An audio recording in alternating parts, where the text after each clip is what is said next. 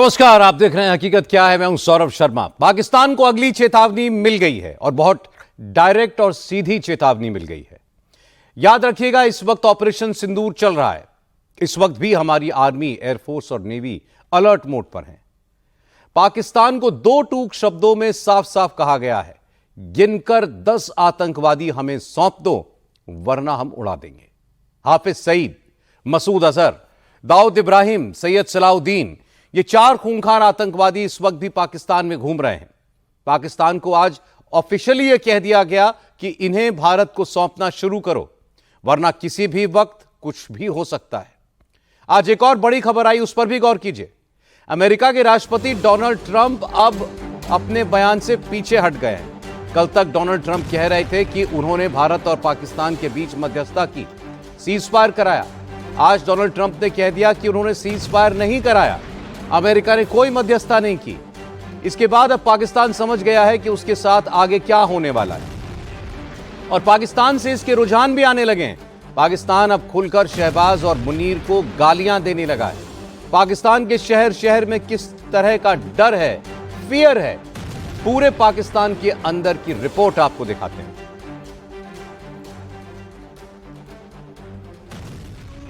बना लेंगे। आप कितनी देर तक लोगों को बेवकूफ बना लेंगे? हम जीत गए, हम जीत गए, हम जीत गए। यार मजाक है। अब कब तक लोगों को बेवकूफ बनाते रहेंगे? अरे अपने लोगों को सच बताएं। कैमरे पर खुलासा हुआ है, पाकिस्तान के झूठ की पोल खुल गई है। ऑपरेशन सिंदूर का जो सच पाकिस्तान छिपाना चाह रहा था, वो सच अब दुनिया के सामने आ चुका है। हमारे कुछ बेसिस को नुकसान पहुंच गया है। जिसे जंग कहा जाता है कि आप एक दुश्मन की टेरिटरीज क्रॉस करके उसके अंदर जाके स्ट्राइक करें, तो ये इंडिया ने बेशक शुरू की है। ये बंदा पाकिस्तान का 17 सीटों पे वजीर आज़म बनाया गया, कहता है कि हमने 71 का बदला ले लिया है। भाई, भारत के कौन से टुकड़े हुए हैं, भारत के कौन से हिस्से को हमने तोड़ा है? हिंदुस्तान के हमले के बाद पाकिस्तानी एयरफोर्स के एयर बेसिस की क्या दुर्गति हुई, ये अब खुद पाकिस्तानी बता रहे हैं। हिंदुस्तान ने पाकिस्तान को कहां कहां मारा, कैसे कैसे मारा, इसकी पूरी टाइमलाइन अब पाकिस्तानी ही सुना रहे हैं। पाकिस्तानी तो ये भी बता रहे हैं कि मोदी ने अभी सिर्फ पॉज किया है, ऑपरेशन सिंदूर अभी खत्म नहीं हुआ है। अभी पूरी फिल्म बाकी है, दूसरा हिस्सा, सेकंड पार्ट शुरू होगा। Pause before the next strike. Modi अपने मुंह से कह रहे हैं कि वो बहुत बड़ा दोबारा हमला करेंगे। खबर कंफर्म है, पाकिस्तान में मातम है। पाकिस्तानी एयरफोर्स के एयर बेसिस पर हिंदुस्तान के अटैक के बाद की तबाही का ऐसा आलम है। हिंदुस्तान ने पाकिस्तान के 6 एयरफील्ड्स पर कहर बरपाया। अब वॉशिंगटन पोस्ट ने भी मोहर लगा दी है। इंडियन एयरफोर्स ने पाकिस्तानी एयरफोर्स के एयर बेसिस पर भयंकर तबाही मचाई। न्यूयॉर्क टाइम्स ने भी सबूतों के साथ पूरी लिस्ट जारी कर दी है। पाकिस्तान की तबाही की रियल पिक्चर 24 सैटेलाइट तस्वीरों में एक एक चीज क्लियर। पाकिस्तानी एयरफोर्स के अलग अलग एयर बेसिस पर 3 हैंगर्स तबाह हो चुके हैं, 2 रनवेज पूरी तरह से बर्बाद हो चुके हैं। पाकिस्तानी एयरफोर्स की 2 मोबाइल बिल्डिंग्स जमींदोज हो चुकी हैं।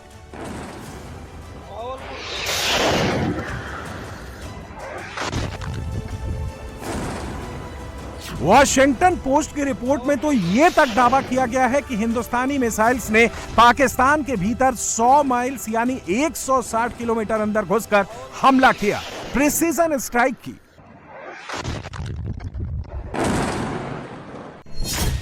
यकीन नहीं होता तो पन्ने पढ़ लीजिए, शब्दों पर गौर कीजिए। पाकिस्तान में हाई प्रोफाइल टारगेट्स पर भारत की प्रिसीजन स्ट्राइक 100% कामयाब रही। इंडियन एयरफोर्स ने पाकिस्तानी एयरफोर्स की ऑफेंसिव और डिफेंसिव एयर कैपेबिलिटी पूरी तरह से नाकाम कर दी। पाकिस्तानी एयर बेसेस पर हुई तबाही की कुछ सैटेलाइट इमेजेस बुधवार को आई। कुछ सैटेलाइट इमेजेस अब आई हैं। पाकिस्तान के भोल्लारी एयरबेस पर मौजूद हैंगर में हिंदुस्तान के स्ट्राइक के बाद 60 फीट चौड़ा गड्ढा हो गया। अब इसकी पुष्टि हो चुकी है। भोल्लारी एयरबेस के हैंगर में ही पाकिस्तानी एयरफोर्स के सर्विलांस प्लेन साब 2000 airborne early warning and control system को रखा जाता था। रिपोर्ट्स के मुताबिक इससे भी नुकसान पहुंचा है। नई सैटेलाइट इमेजेस के मुताबिक पाकिस्तान के शहबाज एयरबेस पर बने हैंगर में 100 फीट चौड़ा होल हो चुका है। इसी एयरबेस पर मौजूद एक कंट्रोल टावर भी पूरी तरह से तबाह हो चुका है। सुक्कुर एयरबेस पर भी पाकिस्तानी एयरफोर्स का एक हैंगर तबाह हुआ है। इसी एयरबेस पर मौजूद पाकिस्तान का एक रेडार साइट भी हिंदुस्तान के अटैक में डिस्ट्रॉय हो चुका है। इसके अलावा पाकिस्तान के मुशर्रफ एयरबेस और शेख जायद एयरपोर्ट के रनवे पर भी भारत के हमले के बाद बहुत बड़ा गड्ढा बन चुका है। पाकिस्तान अब यह भी स्वीकार कर चुका है कि भारत की एयर स्ट्राइक के बाद उसकी एयरफोर्स के 5 जवान भोल्लारी एयरबेस पर और 1 जवान मुशर्रफ एयरबेस पर मारे गए हैं। लेकिन पाकिस्तान अब तक यह मानने को तैयार नहीं है कि उसे हिंदुस्तान ने कितना नुकसान पहुंचाया है। पाकिस्तान अब तक अपनी एयरबेसेस पर हुई तबाही का सच छिपा रहा है, मगर अब खुद पाकिस्तानी कैमरे पर आकर वीडियो रिकॉर्ड कर बता रहे हैं कि पाकिस्तान दुनिया से झूठ बोलना बंद करे। हिंदुस्तान के हमले के बाद पाकिस्तानी एयरबेसेस पर मची तबाही का सच कबूल करे।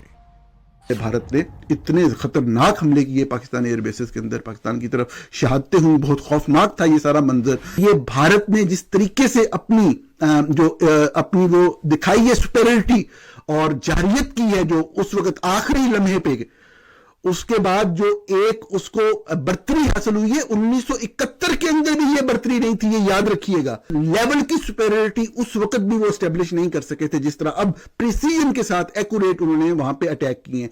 ये बड़ी खतरनाक बात है। जीत वाली तो खैर बात ही नहीं, मैं नहीं समझ, और मैं समझता हूं कि इस तरह के मार्के के अंदर किसी का भी जीत का दावा करना बड़ी अजीबोगरीब बात होगी। पहले भारत ने हमला किया पाकिस्तान के ऊपर 7 मई को 9 मुख्तलिफ साइट्स के ऊपर, जिनमें मेनलैंड पाकिस्तान के 4 शहरों के मिसाइल हमले शामिल थे। ये रिपोर्ट किया, भारत ने कहा ऐसा हुआ, पाकिस्तान ने कहा ऐसा हुआ, हमने रिपोर्ट किया ऐसा हुआ। तो मुझे इस हवाले से सच बोलना है, मुझे मुनाफिकत नहीं करनी, मुझे चंद फौजी अफसरान से करीबी ताल्लुक को बरकरार रखने के लिए झूठ नहीं बोलना।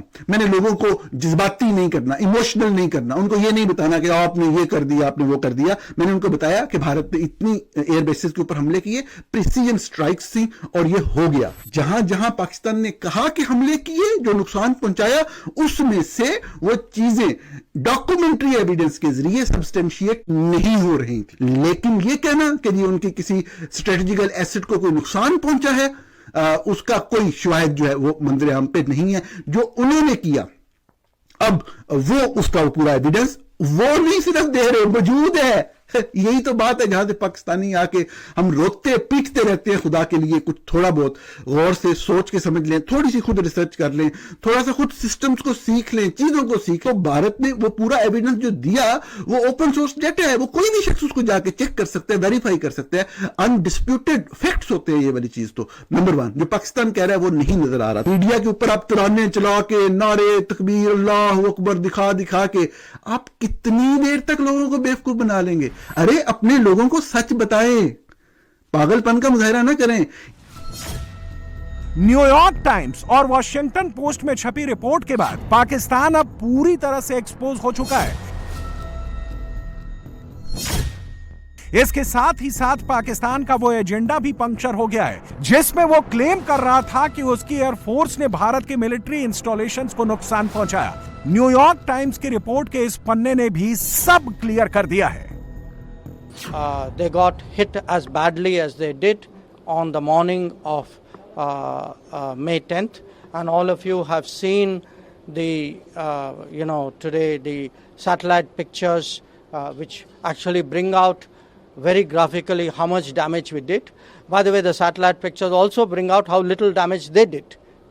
So these pictures I think will tell you what a hit they took. Hindustan की लिमिटेड स्ट्राइक्स ने पाकिस्तान की धज्जियां उड़ा दी हैं। शहबाज के एटम बम वाली धमकियों की भी हवा निकाल दी है। मुनीर की गीदड़ भभकियों की भी ऐसी तैसी कर दी है। पाकिस्तानी खुद कह रहे हैं मोदी ने पाकिस्तान को इस बार थप्पड़ लगाया है, जोर का तमाचा मारा है। चाय वाले ने अनाउंस कर दिया कि जी हम ये जो जमीन का टुकड़ा है छोटा सा पाकिस्तान के पास, हम इसकी धूल बना देंगे। ये एक बहुत बड़ा थप्पड़ था, ये एक बहुत बड़ा थप्पड़ था, ये एक बहुत बड़ा थप्पड़ था। लेकिन शहबाज और मुनीर दोनों पाकिस्तान में तेवर ऐसे दिखा रहे हैं, माहौल ऐसा बना रहे हैं जैसे वो बहुत बड़ी ट्रॉफी जीत गए हैं।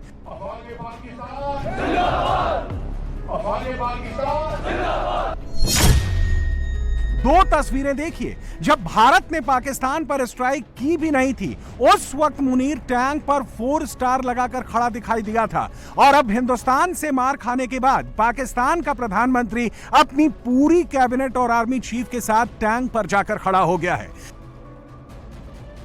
शहबाज शरीफ पाकिस्तान के सियालकोट में पाकिस्तानी आर्मी के कैंटोनमेंट पसरूर में पहुंचा। वो यहां भी मुनीर का ड्राइवर ही बना, गाड़ी शरीफ चला रहा था, मुनीर फ्रंट सीट पर आराम फरमा रहा था। नोट करने वाली बात यह है कि इसी पसरूर में पाकिस्तानी एयरबेस पर प्रिसीजन स्ट्राइक में भारत ने पाकिस्तानी एयरफोर्स के एयर डिफेंस रेडार को तबाह किया था। लेकिन शरीफ और मुनीर उस एयरबेस पर नहीं गए, दोनों हरी हरी घास में छिपा कर रखे गए पाकिस्तानी आर्मी के टैंक पर जाकर चढ़ गए। चारों ओर पाकिस्तानी फौजियों को खड़ा किया, एक फोटो सेशन हुआ, हाथ मिलन वाला समारोह हुआ, और इसके बाद शहबाज शरीफ वाह मुनीर करने लगा, अपने मुंह मियां मिट्ठू बनने लगा। मैं आपको ये कहना चाहता हूं, और कैमरे पर ही पाकिस्तान के आर्मी चीफ मौलाना आसिम मुनीर की चरण वंदना करने लगा। मुझे इनके ऊपर फख्र है, ये कौम के फख्र है, कौम के फख्र है, कौम के बेटे। मैं आपको ये कहना चाहता हूं कि बतौर एक पाकिस्तानी के मुझे इनके ऊपर फख्र है, ये कौम के फख्र है, कौम के फख्र है, कौम के बेटे हैं ये बिल्कुल। शहबाज शरीफ सियालकोट के पसरूर में पहुंचकर कुछ नया नहीं कर रहा था, वो सिर्फ मोदी को कॉपी कर रहा था। लेकिन मोदी और शहबाज शरीफ में एक फर्क है, वो फर्क यह है कि मोदी के पास आदमपुर एयरबेस पर दिखाने के लिए S-400 भी था, MiG-29 भी था। शरीफ के पास पसरूर में दिखाने के लिए सिर्फ घास से ढका हुआ जर्जर हालत में दिख रहा एक टैंक था, और इस बार पाकिस्तानी भी शहबाज शरीफ के मजे लेने लगे हैं।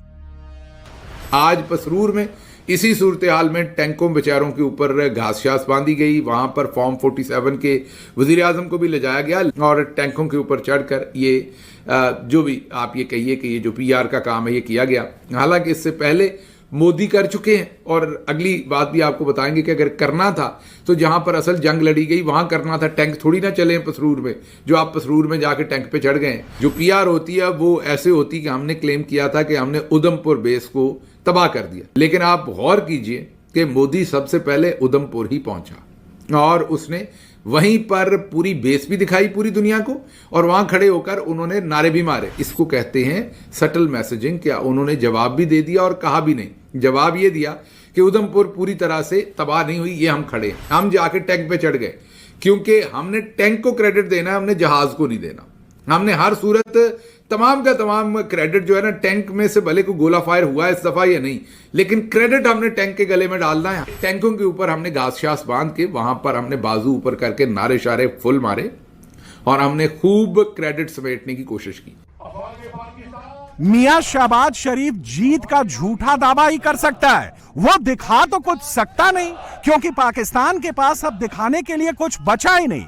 हाँ, वो मन बहलाने के लिए, अपनी आवाम को खुश करने के लिए 1971 से बड़ी जीत मिल गई वाली झूठी स्क्रिप्ट जरूर सुना सकता है, मगर अब तो पाकिस्तानी पब्लिक ही इस पर शहबाज की पोल खोल रही है। स्टेटमेंट जरा देखें, ये बंदा पाकिस्तान का 17 सीटों पे वजीर आजम बनाया गया है। कहता है कि हमने 71 का बदला ले लिया है। भाई भारत के कौन से टुकड़े हुए हैं? हमारी तो 90,000 वहां रह गई थी। भारत के कौन से हिस्से को हमने तोड़ा है? क्या मुंबई का नाम मुंबईस्तान हो गया है या मुंबई कराची के साथ मर्ज कर गया है और हमने उसे कराची का हिस्सा बना लिया है? क्या हुआ है? कैसे हमने बदला ले लिया है?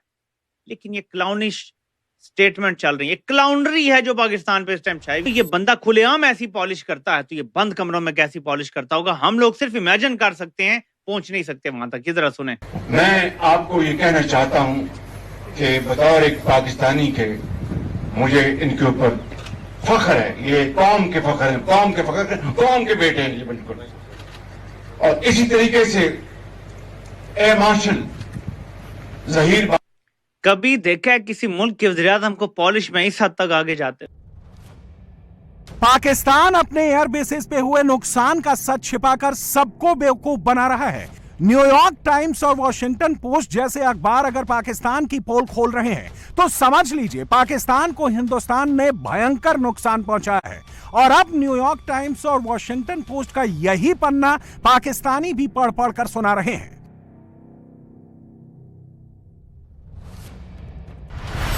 Satellite imagery the biggest and the undeniable and unavoidable evidence होता है, मोस्टली इन्फ्लिक्टेड बाय इंडिया और पाकिस्तानी फैसिलिटीज। और ये शवाहिद साबित करते हैं कि जो ज्यादा नुकसान हुआ वो भारत की तरफ से पाकिस्तान की फैसिलिटीज यानी कि स्ट्रेटेजिकल एसेट्स को पहुंचाया गया। इस दौर के अंदर जहां पे अब देखें उन्होंने जो भी सिस्टम इस्तेमाल किया है, हमारे यहां तो नारे मारे जा रहे हैं ना, आपके मुल्क के मेन लैंड के ऊपर, आपके शहरों के ऊपर, सिविलियन ठिकानों के ऊपर मिसाइल हमले हुए हैं और आपके लिए हमने तिहरा गिरा दिया, तो ये बात मुख्तलिफ थी। तो ये आपके सामने आ गया कि उन्होंने कहा कि इतनी जो प्रिसाइज टेक्नोलॉजी है कि उन्होंने बड़े स्पेसिफिक टारगेट्स को हिट किया है, बिल्कुल एग्जैक्ट जगहों पे जाके लगे हैं जो इंडिया की तरफ से फायर किए गए थे। कि इंडिया जो है उसकी जो टारगेटिंग थी, उसकी जो हेजमनी या आप उसकी सुपेरिटी कह लें, जो उसने अपने आप को एस्टेब्लिश किया कि उसकी टारगेटिंग जो थी, जो हिटिंग द टारगेट था वो बड़ा प्रिसाइज था। एग्जैक्ट जिस जगह पे वो मार रहे थे वही उन्होंने मारा भी और फिर वो दिखाया भी सही। High resolution satellite imagery from before and after the strike shows clear damage to the Pakistani facilities by Indian attacks if limited and precise in nature। यही वाली बात है नाज़रीन जो मैं आपको पिछले 2 दिन से रिपोर्ट कर रहा हूं कि मीडिया के अंदर ये कोई तरीकाकार नहीं है। आप पाकिस्तान के अंदर पूरा मीडिया कंट्रोल कर लें, मीडिया के जरिए जो चलवाना चलाते जाएं, आपके ऊपर हमले हो, आपकी सॉवरेनिटी वायलेट हो, आप बाद में मीडिया में नारे मार दें हम जीत गए, हम जीत गए, हम जीत गए। यार मजाक है। अब कब तक लोगों को बेवकूफ बनाते रहेंगे? ये दुनिया ये देख रही है, ये हर चीज नजर आ रही है। शहबाज शरीफ और आसिम मुनीर के फैलाए जा रहे झूठ को लेकर जो सेंटिमेंट इस वक्त पाकिस्तान में है, वही सेंटिमेंट अमेरिका सहित दुनिया के बड़े बड़े देशों में भी है। क्योंकि अब सब जान गए हैं पाकिस्तान झूठ बोल रहा है। सबको समझ में आ गया है कि इस बार भी जीत हिंदुस्तान की हुई है। यह पाकिस्तान पर इंडियन आर्म्ड फोर्सेस की क्लियर कट विक्ट्री है।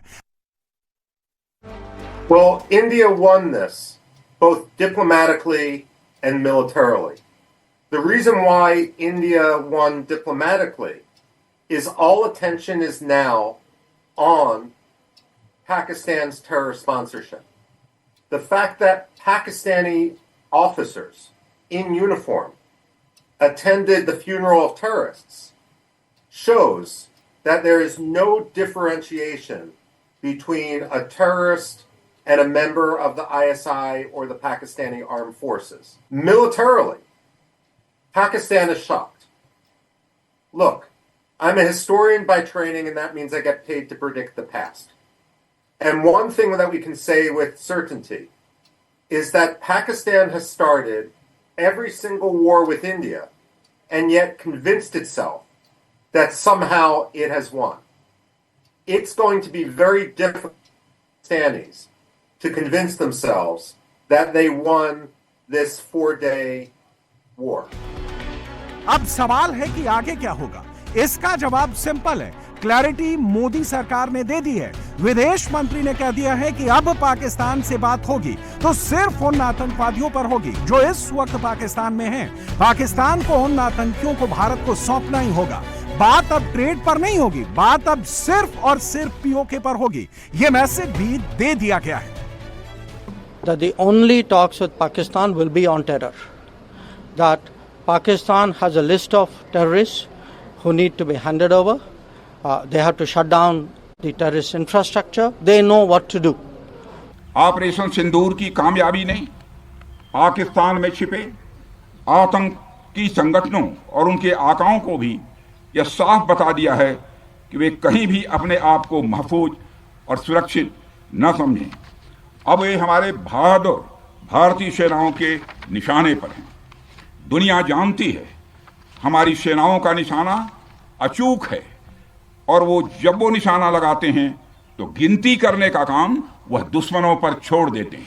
आज भारत ने पूरी दुनिया को यह साफ कर दिया है, यह स्पष्ट कर दिया है कि आतंकवाद के खिलाफ हम किसी भी हद तक जा सकते हैं। हम आमतौर पर युद्ध के समर्थक कभी नहीं रहे, लेकिन स्थितियां जब इतनी विकट हो जाएं, जब देश की संप्रभुता पर आक्रमण होने लगे, तो जवाब देना यह आवश्यक हो जाता है। उन्होंने भारत के माथे पर वार किया, हमने उनकी छाती पर वार किया है और छाती पर घाव किया है।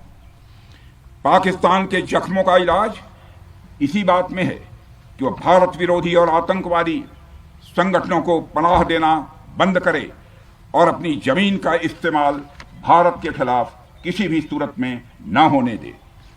साथियों, आपको याद होगा मोदी सरकार के सख्त तेवर का असर अभी से पाकिस्तान पर दिखने लगा है। शहबाज और मुनीर जिप्सी में बैठकर चाहे जितनी बार भी पाकिस्तानी फौज के बेस के राउंड लगाए, पता उन्हें भी है ऑपरेशन सिंदूर अभी खत्म नहीं हुआ है। यह डर पाकिस्तान में अभी से दिखने लगा है। मोदी ने अपनी तकरीर में एक बात कही थी, उस बात को सोचना चाहिए था, ज्यादा से ज्यादा डिस्कस करना चाहिए था। मोदी ने जब ये कहा ना कि पाकिस्तान की हुकूमत और इस्टेब्लिशमेंट एक हो गई, एक उन्होंने हुक्म दिया और वो इसको डेवलप कर रहे हैं आतंकवादियों को, कि ये जो आपको जंगबंदी नजर आ रही है ये एक पॉज है, ये एक आर्जी सी चीज है, अभी पूरी फिल्म बाकी है। अभी समझिए जैसे इंटरमिशन होता था ना, जब आप सिनेमा में फिल्म देखने जाते थे तो आधी जब फिल्म हो जाती थी फिर लिखा हुआ जाता था इंटरमिशन, और फिर आप बाहर जाइए, कुछ खाइए पीजिए, बाथरूम से फारिग होके फिर आइए। अब जो है दूसरा हिस्सा, सेकंड पार्ट शुरू होगा। ये आप इसको एज ए पॉज ही समझिए आप इसको, ये मुकम्मल तौर पे जंगबंदी नहीं है। हम मासूम लोग हैं, हम समझ रहे हैं कि अमन हो गया। This is not peace, it is a pause before the next strike. उससे पहले का ये एक छोटा सा पॉज है। देखिए कमाल की बात यह है कि मोदी जी की पूरी तकरीर सुनने के बाद भी अगर आप अब भी मिठाई खा रहे हैं और तैयारी नहीं कर रहे हैं तो ये आप अपने आप को धोखा दे रहे हैं। मोदी अपने मुंह से कह रहे हैं कि वो बहुत बड़ा दोबारा हमला करेंगे। मोदी साहब की तरफ से ऐसा कोई इजहार नहीं मिल रहा। उनके मुंह से अभी भी शोले ही निकल रहे हैं। अगर आप गौर से देखें तो आग भी निकलती हुई नजर आएगी आपको। उनके होठों के इधर से दोनों तरफ से खून बह रहा है।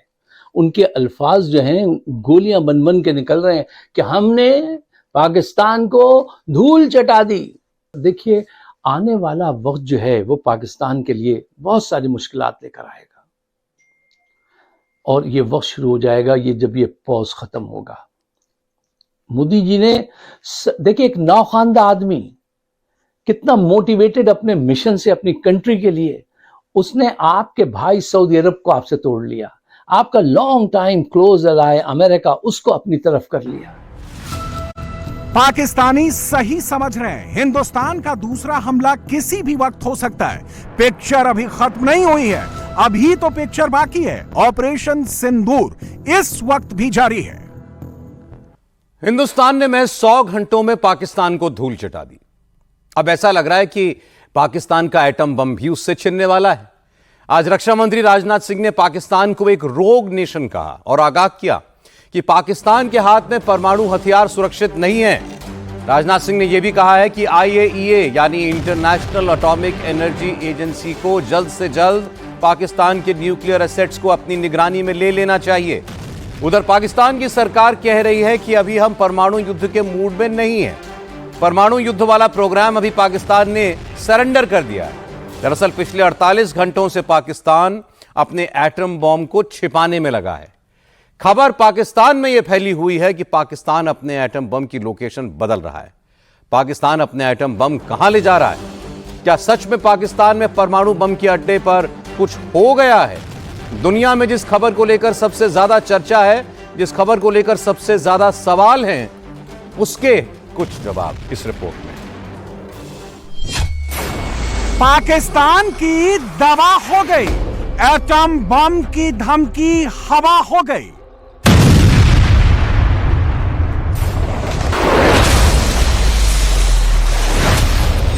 किराना पार्टी में सुबह अटैक हो गया।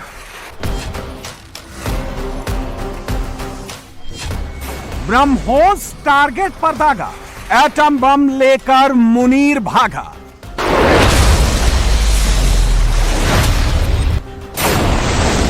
किराना पार्टी के सामने कुछ चौकी सी आदमी छोटी होते अटैक हुआ, मजार अटैक। मुनीर बुरी तरह डर गया, किराना स्टोर खाली हो गया। पूरे पाकिस्तान को एटम बम का गुरूर था, सारा गुरूर हवा हो गया है। जब से सरगोधा के नजदीक किराना हिल्स के पास हिंदुस्तान का गोला गिर गया है, यह होता है खौफ। पाकिस्तान के लीडरों के मुंह से एटम बम की आवाज नहीं आ रही है। बहुत ब्लैकमेल करते थे, मार देंगे एटम बम, लेकिन जब से किराना हिल के पास भारत ने मिसाइल मारी है, तब से पूरे पाकिस्तान में सन्नाटा है। उसे पता है कि जब भारत इतने करीब से हमला कर सकता है तो किराना हिल भी उड़ा सकता है। इसी के बाद से मुनीर डर गया है। वैसे किराना हिल में बनाए एटम बम के अड्डे पर बहुत नाज था पाकिस्तान को। चीन की मदद से पहाड़ी के नीचे बंकर बनाया था, बंकर में एटम बम छिपाए थे। दावा तो यहां तक था कि इतना मजबूत बना है कि कोई मिसाइल पहुंच ही नहीं सकती।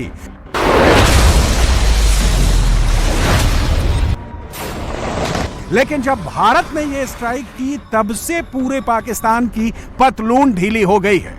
पाकिस्तान के होश फाख्ता क्यों है, यह आप तब समझ पाएंगे जब किराना स्टोर में एटम बम की सिक्योरिटी को समझ पाएंगे। लेकिन भारत की दूर गिरी एक मिसाइल से ही किराना स्टोर की दीवारें दरक गई। सच क्या है अभी सामने तो नहीं आया है, लेकिन कहा तो यह जा रहा है कि हिंदुस्तान के हमले से किराना हिल की जमीन ऐसी हिली कि न्यूक्लियर रेडिएशन का खतरा पैदा हो गया। हकीकत क्या है, इसकी जांच चल रही है, लेकिन एक बात तो साफ है कि हिंदुस्तान ने ऐसा कर दिया है कि मुनीर का दिमाग हिल गया है। किराना हिल की काली पहाड़ी के नीचे पाकिस्तान ने अपने एटम बम छिपाए थे। चीन की मदद से पहाड़ काटकर टनल बनवाई, जिसमें परमाणु हथियारों को रखने के लिए कुल 12 गैराज यानी न्यूक्लियर बंकर बनाया। बताया जाता है कि इन गैराज में न्यूक्लियर मिसाइल्स के टेल रखे गए हैं। टेल एक तरह का मिसाइल व्हीकल है। इस व्हीकल से मिसाइल को एक जगह से दूसरी जगह शिफ्ट किया जा सकता है और इसी व्हीकल से मिसाइल को फायर किया जाता है। टेल गैराज की लंबाई 29 मीटर और चौड़ाई 23 मीटर है। लेकिन अब मुनीर को डर सता रहा है कि यह इलाका सुरक्षित नहीं है। भारत की मिसाइल जो कुछ दूर गिरी वो वहां भी गिर सकती है।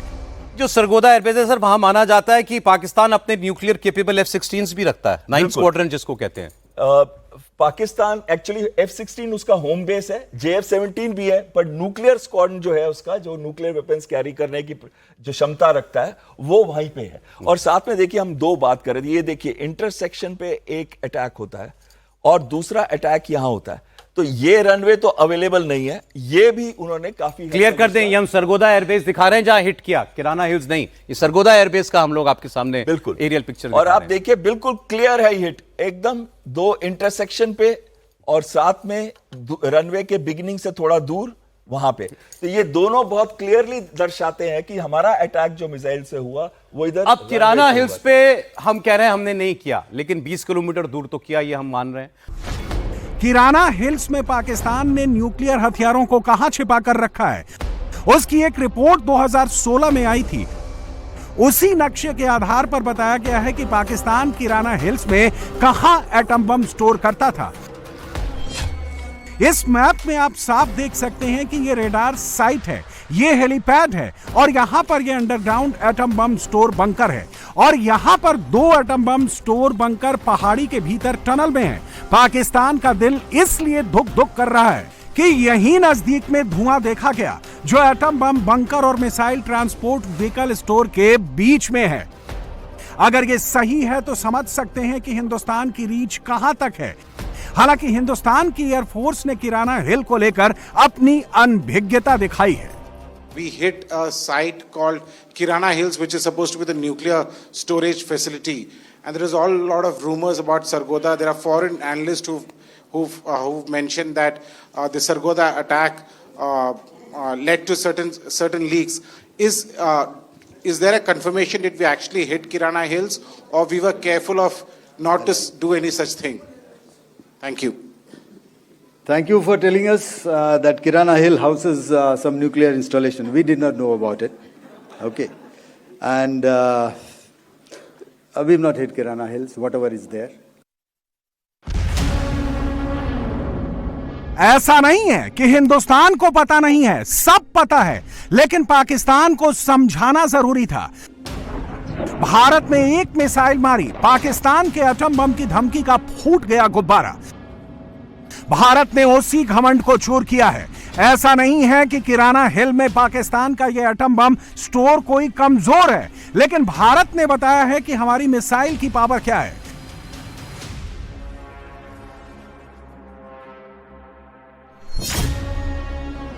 किराना हिल का न्यूक्लियर बंकर 67.59 स्क्वायर किलोमीटर में फैला है।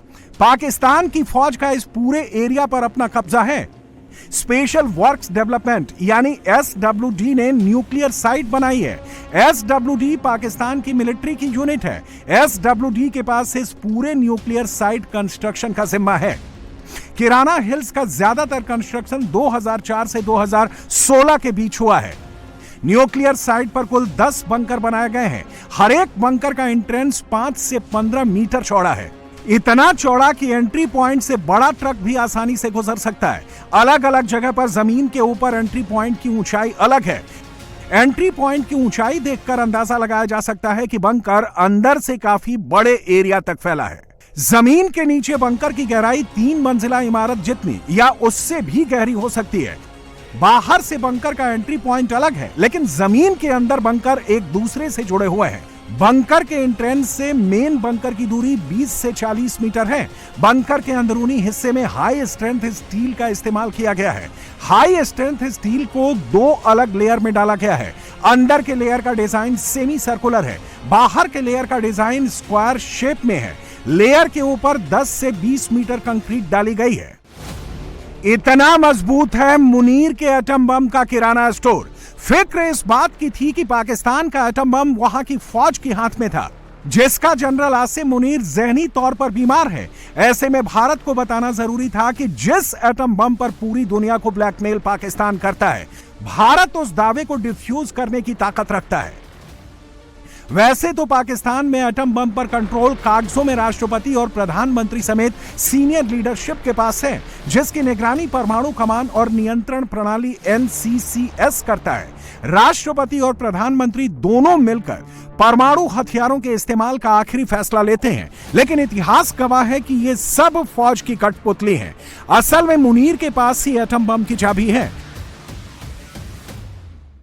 ये जो उनका चीफ है नसीम उमर, वो जरा पागल सा आदमी है तो, और बड़ा कट्टर है, तो वो किसी हाल पर जल्दबाजी से हथियार नीचे नहीं रखेगा। मेहनत करनी पड़ेगी, लेकिन मैं पूरे यकीन रखता हूँ कि हमारी सेना इनको डील कर सकती है और इनको उनके सामने ला सकते हैं, क्योंकि जो भी अब तक हुआ है उससे वो काफ़ी हिल गए हैं। उनका जो चीफ है नसीम नज़र, मैं उसको पागल समझता हूँ। उसके जो उनके जो सीनियर्स थे, मैं उनसे मिला हूँ। जनरल बाजवा से ऑल्सो मिला हूँ, जिसने इनको प्रशिक्षण दिया। ये ज़रा कहते हैं अनगाइडेड मिसाइल है, और मैं यकीन रखता हूँ कि जल्दबाजी ना करे लेकिन इसको ख़त्म तो कर दें यहाँ, और करेंगे। पागल के सेंस में देखो, उसको ये किसका फेवरेट था? जनरल बाजवा, जो पूर्व सैन्याध्यक्ष था। वो शरीफ आदमी था, अच्छे संबंध चाहते थे। शायद इसको उनके साथ, और मुशर्रफ जो लड़कर शांति के रास्ते में आया, उन जैसे लोगों से नाराज़ होगा। लेकिन जो इसने कश्मीर में किया, न्यूक्लियर ठिकाने के पास हमले के बाद पाकिस्तान सकते में आ गया। घबराहट में भागा भागा वो अमेरिका के पास गया और भारत को रोकने की अपील की थी, तब जाकर सीज फायर हुआ है। लेकिन अब इस दावे में भी ट्रंप की वजह से ट्विस्ट आ गया है। ट्रंप ने कह दिया है कि उन्होंने सीज फायर नहीं कराया, तो क्या मुनीर का डीजीएमओ खुद मुनीर के कहने पर भारत के सामने गिड़गिड़ाया? एक बात तो सच है कि पाकिस्तान के पास एटम बम होना बंदर के हाथ में उस्तरे जैसा होना है, क्योंकि किसी को पता नहीं है कि कब न्यूक्लियर बम का बटन फौज से आतंकियों के पास चला जाए। इसलिए भारत ने दुनिया से कहा है कि अब वक्त आ गया है कि पाकिस्तान के न्यूक्लियर हथियार छीन लिए जाएं, या फिर उसके परमाणु हथियार दुनिया की निगरानी में हो। आज आतंकवाद के खिलाफ भारत की प्रतिज्ञा कितनी कठोर है, इसका पता इसी बात से चलता है कि हमने उनके न्यूक्लियर ब्लैकमेल की भी परवाह नहीं की है। पूरी दुनिया ने देखा है कि कैसे गैर जिम्मेदाराना तरीके से पाकिस्तान द्वारा भारत को अनेक बार एटमी धमकियां दी गई हैं। आज श्रीनगर की धरती से मैं पूरी दुनिया के सामने यह सवाल उठाना चाहता हूं कि क्या ऐसे गैर जिम्मेदार और रोग नेशन के हाथों में परमाणु हथियार सुरक्षित हैं? मैं दुनिया के सामने यह सवाल खड़ा करना चाहता हूं। मैं मानता हूं कि पाकिस्तान के एटमी हथियारों को IAEA, international atomic energy agency की निगरानी में लिया जाना चाहिए। मैं ये कहना चाहूंगा और साफ तौर पर कहना चाहूंगा, क्योंकि पाकिस्तान के पास 170 एटम बम का जखीरा है। किराना हिल तो इसका एक सेंटर है। इसके अलावा ये जिन्ना कैंटोनमेंट, खुजदार शहर से दक्षिण में स्थित लॉन्च साइट है जिन्ना कैंटोनमेंट। रिपोर्ट्स के मुताबिक सितंबर 2014 में यहां गौरी मिसाइल जैसी तस्वीर दिखी थी। इसमें 8 टेल स्टोरेज बंकर्स हैं। खुजदार कैंटोनमेंट में हेलीकॉप्टर बेस है। यह तस्वीर किरधर की है। कार्क में मौजूद है ये न्यूक्लियर साइट। इसमें टनल स्टोरेज कॉम्प्लेक्स है। ये जिन्ना कैंटोनमेंट से 30 किलोमीटर दूर पश्चिम में मौजूद है। इसमें 3 बड़े टनल्स हैं जो एजेंट्स पर हैं।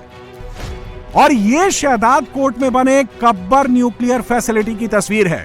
इसमें भी हिल साइड टनल्स बने हुए हैं, साथ ही इनमें कंक्रीट बंकर्स बने हुए हैं। ये भी नई साइट है। एक और कैंटोनमेंट है पेटारो कैंटोनमेंट, एक्रो इलाके में है ये पाकिस्तान के हैदराबाद से थोड़ी दूर नॉर्थ इलाके में है। 2003 से 2004 के बीच इस कंस्ट्रक्शन साइट को बनाना शुरू किया गया था। इसमें 12 बाबर टेल यानी ट्रांसपोर्टर, इरेक्टर, लॉन्चर और 6 गैरेजेस बने हुए हैं। इसमें अंडरग्राउंड फैसिलिटी है और मिसाइल से स्टोर करने की फैसिलिटी भी है।